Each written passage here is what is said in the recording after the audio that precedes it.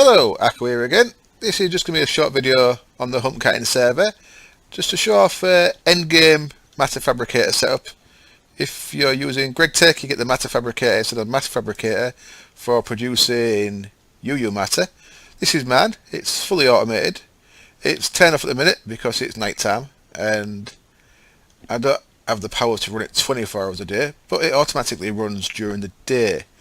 I just want to show you the setup that I've got here.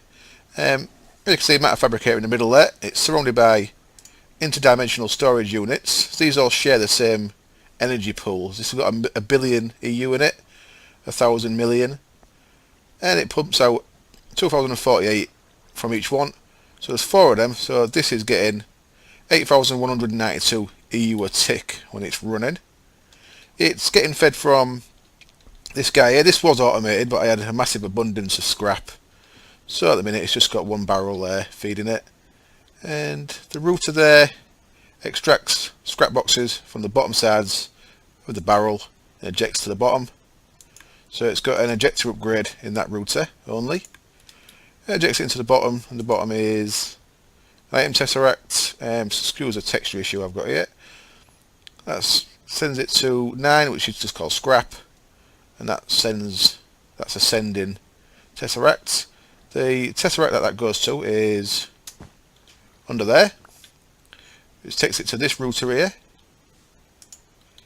This router gets the scrap, inserts into the bottom sides, and this one has a machine filter in it set to matter fabricator, and that's the only upgrade that one's got in, just a machine filter. You have to have that, otherwise it'll put scrap into the IDSU slots and stuff like that. So that's what feeds the scrap boxes into here. Then on this side we've got another router. This one is extract from south sides. I think they can extract from any side, so not top or bottom, but any of the 4 sides. I've just got that set to extract from south sides. Again, that's got a machine filter in there set to the matter fabricator, so it only pulls things out of the matter fabricator. And ejector bottom, so that's got an ejector in there as well. So that's got 2 upgrades in, a machine filter and an ejector. You just saw a bit of UU matter go through there. And you also notice that the matter fabricator's turned itself on.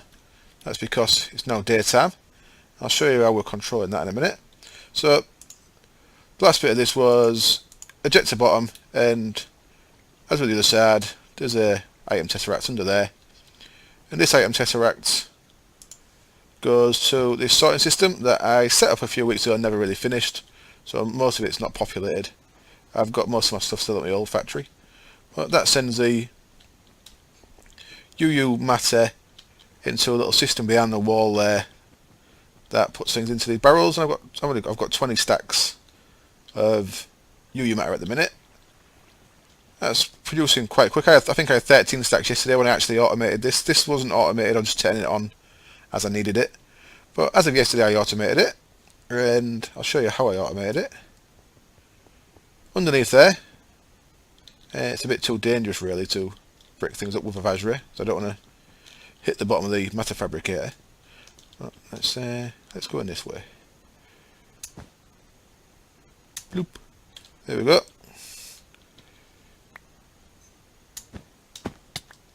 Now let's fly back up.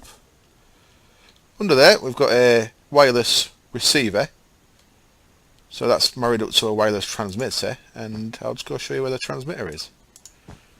So for that we need to go upstairs, so I'll just turn my gravity engine off for no apparent reason.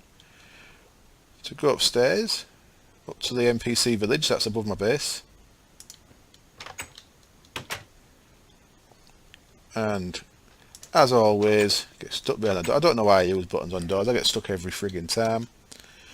So the power for the matter fabricator is coming from, I don't know why there's a random bed there, let's get rid of that. The power for the matter fabricator is coming from these. I've got little clusters of ultimate hybrid solar panels scattered around. They're all feeding into these interdimensional storage units. That's all the same shared network as what's feeding into the matter fabricator down there. It's also running all my machines at my other factory, that same network. And I've actually got 20 ultimate hybrids scattered around this village, in little clusters of 4 in all the roofs. So that's where the power's coming from, and the control for when the machine turns on is from this little setup here. So there's a transmitter that's linked up to the receiver downstairs, MatterFab. That's 2003. That's what we've got set up there. This is the NOT gate, so that gets power when this power is off. Currently the power's on, so the power's off there, which lets the Fabricator run. This thing here is the bit that's actually controlling it. This is a Red Power 2 light sensor. I believe in 1.5 there's an actual vanilla light sensor coming. This is the Red Power 2 one. Red Power 2, you adjust things with a screwdriver. This is an electric one, a sonic screwdriver. But, if you normally click one of these, it'll turn the orientation of it round. As you see there, because I've got rid of that, it's put that signal on, so that'll turn the Fabricator off downstairs. I'll put it back to how it should be. If you shift right click on one of these, it changes the aperture on the light sensor there.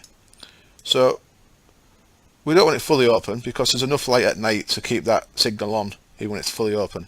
If you set it like that, when it goes nighttime, the light level drops, this signal goes off, and it turns the Fabricator off.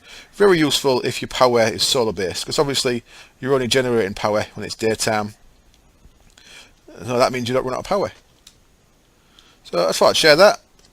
Bit of an endgame setup. It's obviously very advanced because the IDSUs take a hell of a lot of resources to make.